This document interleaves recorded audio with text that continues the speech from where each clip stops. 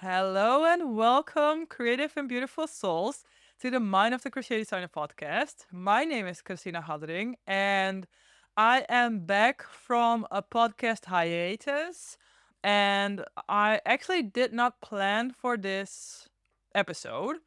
But as it goes with inspiration, sometimes something happens to you that's like, whoa, I just really want to share this with my crochet designer friends, you listeners of the Mind of the Crochet Designer podcast, and because you know what it's like, being a designer, and sometimes it just hits differently when you share with like minded people instead of your family or friends that are not crochet designers or creatives. So, I've had some very exciting news.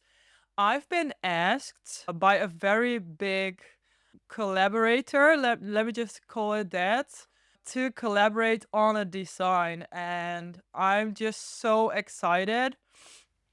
First of all, it feels so special to actually get asked to collaborate instead of seeking out collaborations yourself. It feels so validating because someone else is saying to you, I love what you make. Can we please work on this together? And let me just tell you, I was so hesitant at the start because they had like a certain deadline. And I was like, well, I have this design idea, but it's very vague. It's literally in the concept stages. I have no sketch, I have no stitches or techniques. I don't even have a name. I don't have colors. I have nothing. Literally just a very vague idea. And so today I want to take you with me into how do I actually translate a very vague idea into a very tangible design and sketch. Because I remember that previously I said, like, it does not help to just sit at your desk and really crunch at ideas. But I want you to know that I was totally wrong because I used that same method to really make it more concrete. And it totally worked. So, today in this episode, I want to share what I did to go from such a vague concept to a more tangible design. But before I go into this method of mine, I want to say that I took a hiatus not just because I felt like it or because I did not get any podcast inspiration. I mean, the list goes on, all the topics I would love to talk to you about. But I was actually working on two amazing toolkits that are now available in the Christina Crochet Coach store. One is called Pattern Sales Playground, which is an amazing and fun way to actually promote your designs. This is something that I've created because I see so many designers, including myself, struggle with how to get their designs seen. Because a lot of the online marketing methods that are now presented to us feel sleazy or icky, or we just feel wrong about it. And that's because these methods are created by like extroverts and go getters, and that's not how a lot of us are.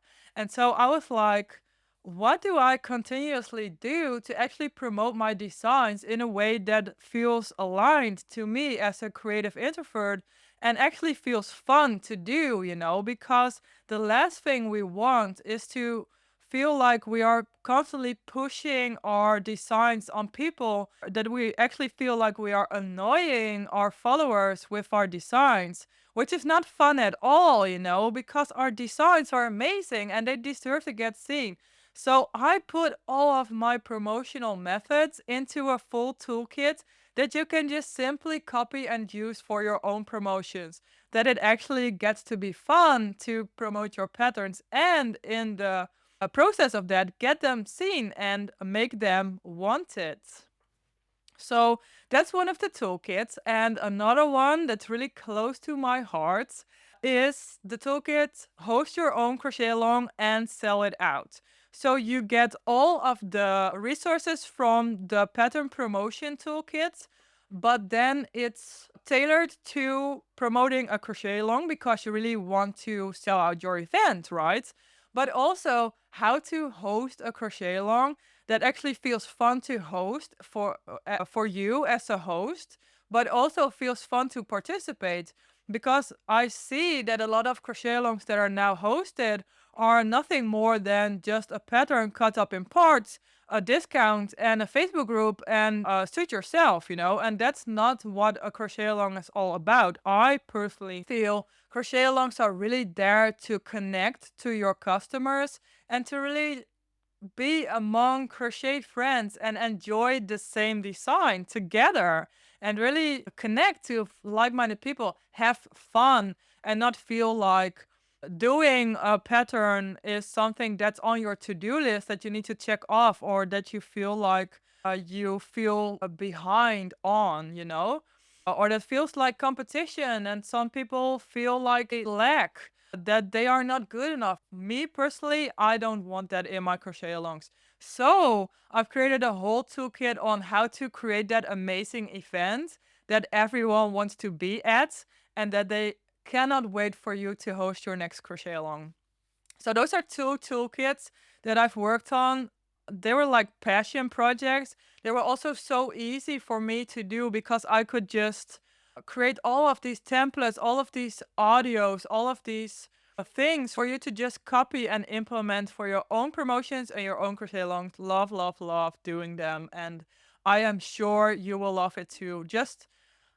It just lights me up to be able to offer you so many things that just make it more fun and even more simple to implement in your own crochet journey, and that you can elevate yours to the next level. So, having said that, that's why I paused my podcast creation, because I'm by myself, and I'm proud to say that I now have a little bit of help, but it's still like a very small show here.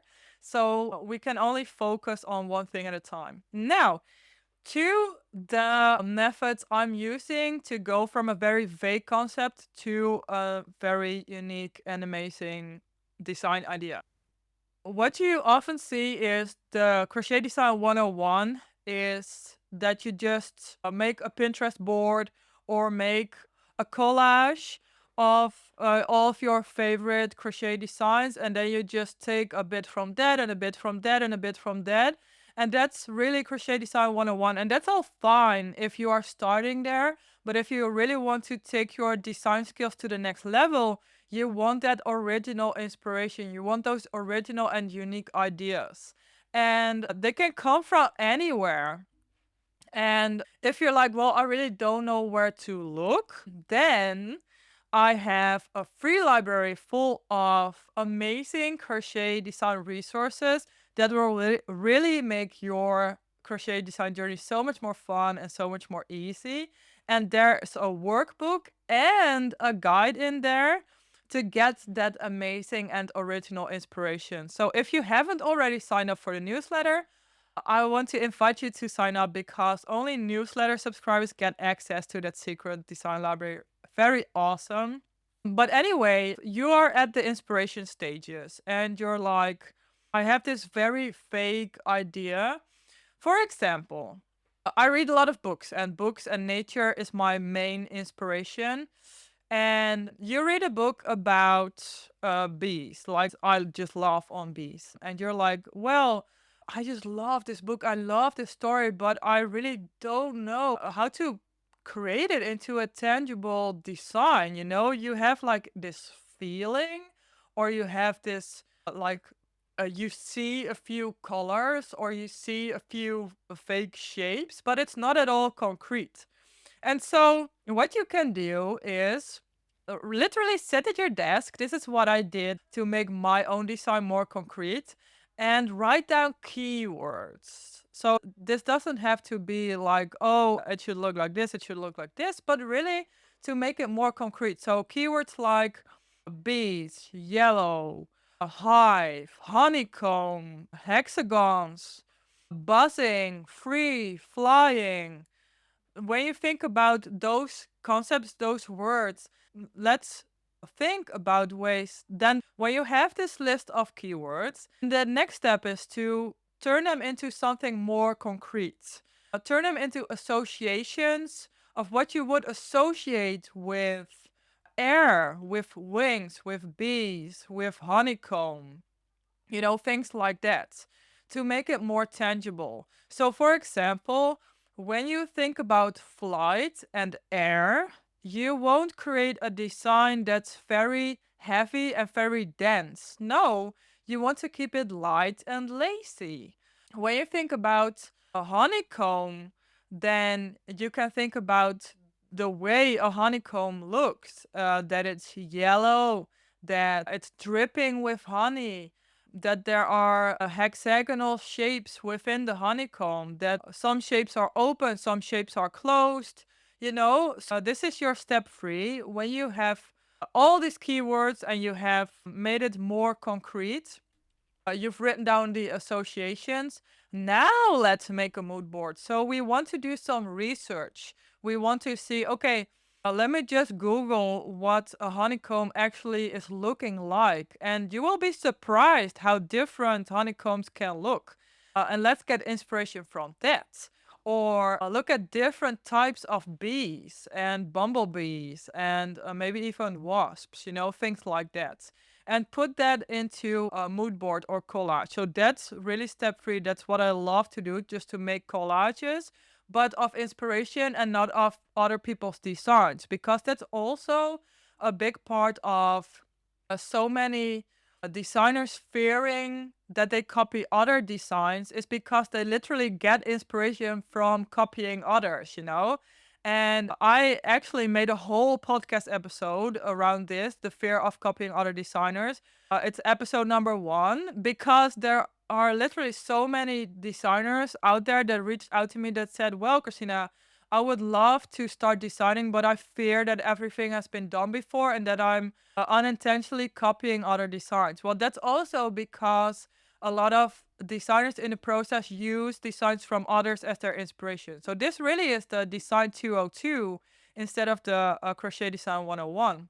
So then we are at the mood board stages. We are gathering data, we are gathering information, we are gathering concrete imagery of our inspiration. And then we will see shapes. We will see a much more concrete visuals. So when we see the shapes of a bee, so that's step 4, we see the shapes of the honeycomb, we can ask ourselves, okay, so how can I translate these shapes? The shape of a bee is simply an oval. The shape of wings are maybe like a V shape or an oval shape. How can I turn this into tangible stitches and techniques? So, for example, with the Hotel of Bees shawl, I've used an overlay patterning that has a V shape for the wings. I've used a filet crochet technique to showcase the hexagonal shapes of the honeycomb. I've used puff stitches combined with eyelets for the body of the bee and the wings. So there are actually bees in the Hotel of Bees shawl. So that's really how that works. And then, of course, you can also do the same with color. I mean, it's like a no-brainer to use yellow or a golden orange or whatever for a bee themed shawl. And of course, in terms of shapes, in terms of whether it should be a shawl or a blanket, that all depends on what lights you up the most. I mean, if you're like, well, I'm a hat person, I'm a hat designer, I love to create small accessories, then it's a no-brainer that your next design will be a hat. Or maybe you're like, well, this idea is so expensive and I have too many techniques I want to display. Then you can turn it into a shawl or into a cowl or things like that. So that's a very natural transition from the shapes to the techniques to the actual project. And then when you have all of these techniques in your decided or preliminary, because oftentimes the sketch isn't at all what the finished object looks like, but you combine them into sketches. So this is the time where you really start sketching it out. And you can also, of course, try it out with little swatches You can dive into your stitch library books to see if there are any stitches that suit your theme, your inspiration.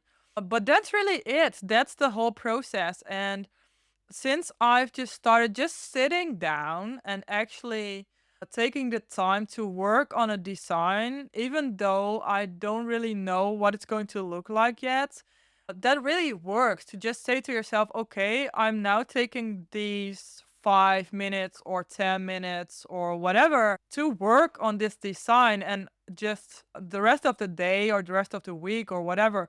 I just say to myself, I'm open to receive new ideas. So a lot of the times when I'm working on a design, it's like my brain is scanning for inspiration, is scanning for new ideas and more concrete shapes and design ideas. So I started working on this particular design yesterday, and then I was laying in bed and like I think it was this morning, and like I know how this design is going to look. So that's so awesome. That's the magic of our creative brains, right?